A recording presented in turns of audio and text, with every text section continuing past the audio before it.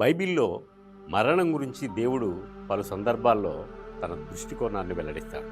మరణం పాపం యొక్క ఫలితంగా మానవ జాతిపైకి వచ్చిన శాపంగా చిత్రీకరించబడింది. అయితే దేవుడు మరణాన్ని తుది ముగింపుగా చూడడు, బదులుగా తన పునరుత్థాన శక్తి ద్వారా దాన్ని జయించే మార్గాన్ని అందిస్తాడు. దేవుని దృష్టిలో మరణము తాత్కాలికమైనది అని బైబిల్ బోధిస్తుంది.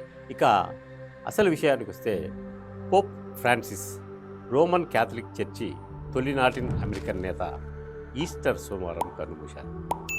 గత కొంతకాలంగా శ్వాసకోశ వ్యాధితో ఆయన బాధపడుతున్నారు. సోమవారం తుది శ్వాస విడిచినట్టు అమెరికన్ సిటీ అధికారికంగా ప్రకటించింది. 1936 డిసెంబర్ 17న అర్జెంటీనాలో జన్మించిన పోప్ ఫ్రాన్సిస్ 2013 మార్చి 13న 266వ పోపుగా ఎన్నికయ్యారు. దక్షిణ అమెరికా నుండి పోపుగా ఎన్నికైన మొట్టమొదటి వ్యక్తిగా ఆయన ఖ్యాతి గడించారు. అప్రతిహాతంగా సాగిన శాంతి సమరానికి సడన్ బ్రేక్ పడింది. నిరంతరం ప్రపంచ శాంతి కోసం తపించిన శాంతి కపోతం క్రీస్తును చేరింది. ప్రపంచ క్రైస్తవ సమాజాన్ని, సామాజిక వాదులను, శాంతి కాముకులను ఒంటరి చేసి పరలోక ప్రవేశం చేసింది. నిద్రపోతున్న సమాజాన్ని చైతన్యంతో తట్టిలేపిన ఆదర్శ పురుషుడు ఇక లేడు అనే విషయం దావానంలా వ్యాపించింది.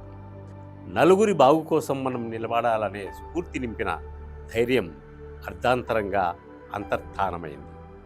పోప్ పదవికి వన్నె తెచ్చిన ఫ్రాన్సిస్ పోప్ మరణం ప్రపంచ కథోలిక సమాజాన్ని మూగబోయేలా చేసింది.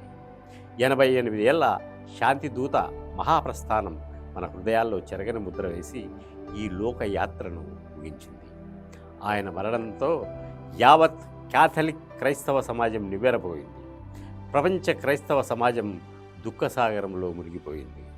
నిన్నటి రోజున యేసు పునరుత్థాన రోజును జరుపుకున్న మరుసటి రోజు ఆయన మరణించడం బాధాకరం.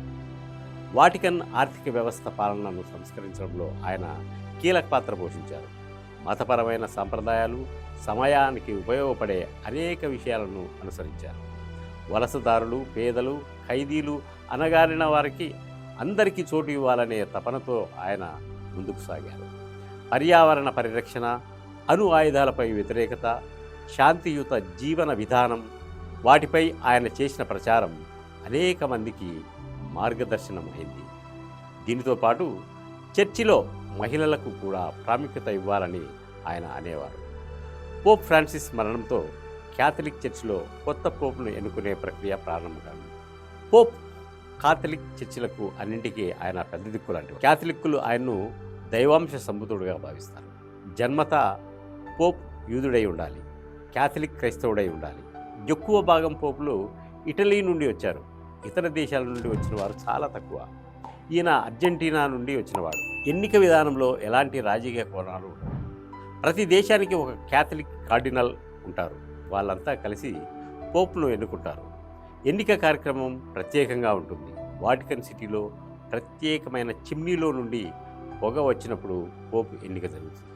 ఈ సందర్భంగా ఆయన ఆత్మకు శాంతి కలగాలని కోరుకుందాం.